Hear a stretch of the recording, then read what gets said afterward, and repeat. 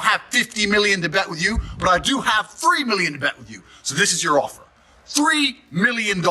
You put 3, I put 3. Winner takes all. Jake Paul recently turned down a $3 million fight offer, claiming it wasn't worth the hype and that he had better opportunities. Andrew Tate responded by attacking Jake, and it's hard to blame him. After all, choosing to fight opponents while past their prime seems like a questionable path to greatness. This is the hardest sport in the world, and people dedicate their lives to this, and most of them never get a payday. It never pays off for the majority of fighters, who would you up. Tate, the king of controversy, didn't hold back. He called Jake Paul out for being all talk and no action, accusing him of being too scared to lose and avoid real competition. It's possible. There's nothing's no, nothing's yes. We'll see. I'll escape this Matrix attack, and perhaps if he needs to be taught a lesson, I'll be the guy to teach him. Tate made it clear that this wasn't just about the money. It's about proving who's the real alpha. Right now, it seems Jake is more focused on protecting his precious undefeated record than facing someone who could challenge him. If you want to fight and you want to send a contract, send one to me. I will take a few weeks break from living my retired life to kick the living Jake Paul and Andrew Tate, two walking controversies with boxing gloves, are caught in a drama so juicy it feels like a reality show waiting to happen. Jake, the problem child who somehow built a career around punching people and questioning his own credibility, recently turned down a $3 million fight offer from Tate. Yes, you read that right, $3 million. Unsurprisingly, the internet exploded in response. So, why did Jake back out? According to him, the fight just wasn't big enough. He claimed there was no hype and insisted he had better opportunities. Sounds like a solid reason, right? When he fought somebody that was actually his age and was actually a boxer and was actually his size, he lost.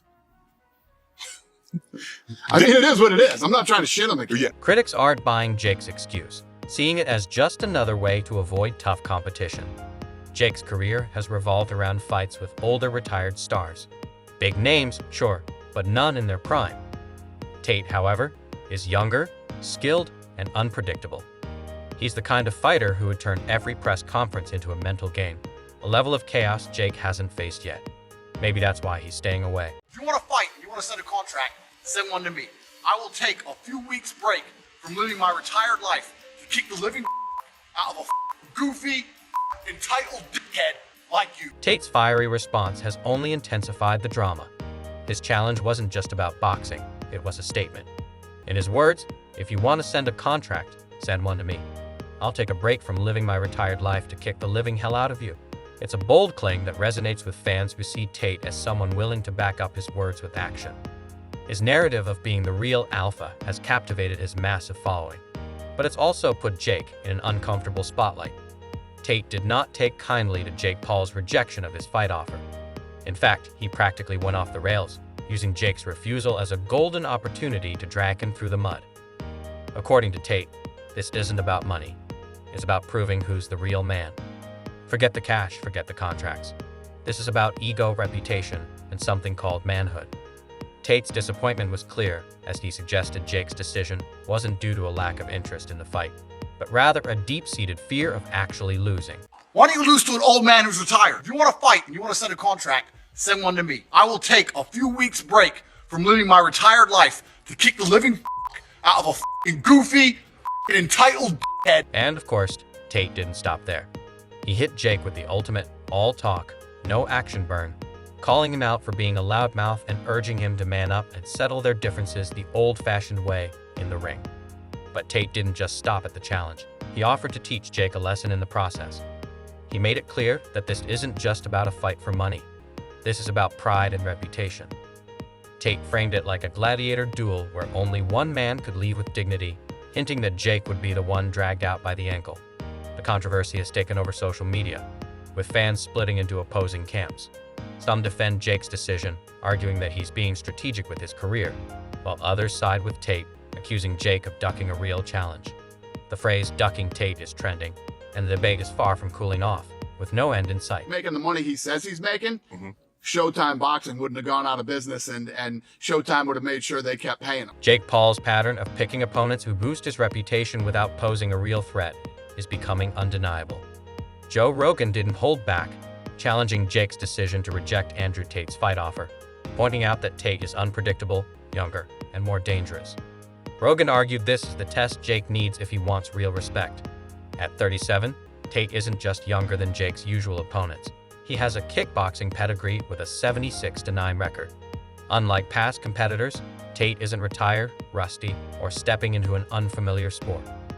While Jake's loyal fan base defends his strategic approach and business acumen, an increasing number of critics are questioning his legitimacy as a boxer.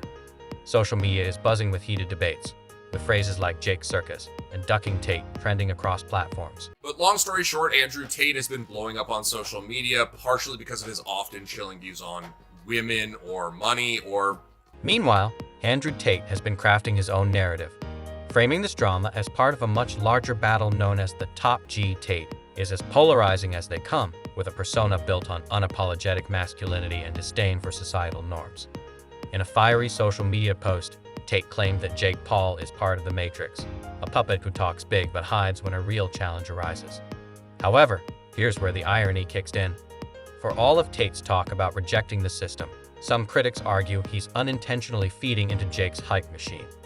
By making such a public spectacle of rejecting Jake's fight offer, Tate might be giving Jake exactly what he wants: attention. Jake thrives on controversy as it fuels his brand, and by rejecting Tate, he's creating buzz without even stepping into the ring. After all, the headlines aren't about Tate's kickboxing record, but Jake's decision to walk away. So, what would happen if Jake Paul and Andrew Tate actually squared up in the ring? This hypothetical fight would carry more weight than just punches. It's a clash of egos, reputations, and perhaps some fragile internet masculinity. I'm one of the lucky ones. I made a little bit of money. I don't have 50 million to bet with you, but I do have 3 million to bet with you. So this is your offer. $3 million. You put 3, I put 3. Winner takes all. I'm 5 years out the ring. I'm a kickball. Andrew Tate is no joke in the kickboxing world, boasting a record of 76 wins and only 9 losses. He's been in more fights than most of us have had bad haircuts. But Tate's expertise lies in kickboxing, where you can throw punches and kicks. Boxing, however, is a different beast. No spinning kicks, no knees to the ribs, just fists. It's like asking a chef to bake a cake without eggs. Sure, they have skills, but it's not the same recipe. On the other side, we have Jake Paul, the self-proclaimed boxer, who's been laser-focused on the sport for years. Jake's been training, sparring, and knocking out opponents who haven't exactly been in their prime. So, if these two were to step into a boxing ring, the big question is, does Tate's raw fight experience translate to the squared circle? Or does Jake's sports-specific focus give him the upper hand? Talk about Jake Paul. Like, me and Jake Paul have had whatever. Right. You know, Jake Paul's a kid that's out doing his thing. He's trying to make some money, Right. whatever his deal is. While it would undoubtedly be an absolute circus, the potential fight between Jake Paul and Andrew Tate could have significant implications for boxing. On one hand, it could legitimize the entire celebrity boxing trend. Two controversial figures, each with massive fan bases, would bring a level of crossover appeal that traditional boxing rarely sees. But this brings us to the bigger picture. What do fans really want? For traditionalists, it's not just about the fight. It's about honor, legacy, and respect. To them, Jake Paul is a walking insult, a guy who turned boxing into a YouTube stunt show. They're crying out for real competition. On the other hand, the entertainment junkies couldn't care less about WBC belts or pound-for-pound rankings. They want drama, trash talk, and knockout clips for TikTok. To them, Jake Paul is a genius, a guy who turned a niche sport into mainstream entertainment like WWE, but with real punches. Guy, there was a time we were talking about fighting each other, and I think if this arrest didn't happen, it probably would have come to fruition. We'll see what happens in the future. Here we are with the boxing world at a crossroads. On one side, you have the purists demanding honor, legacy, and respect for the sport. On the other, a new wave of fans who are here for the drama, chaos, and spectacle. And right in the middle, Jake Paul is trying to figure out if he can keep both sides happy, or if it's time to risk it all and step into the ring with a guy like Andrew Tate. Finally, and honestly, that's the million-dollar question. Is Jake Paul a strategic mastermind, playing the long game to build his empire, or is he just scared, ducking fights that could shatter the image he spent years crafting? One thing's for sure, whether they fight or not, this feud has already given us enough drama to fuel a Netflix series. So, what do you think? Is Jake Paul avoiding Andrew Tate, or is this just another chapter?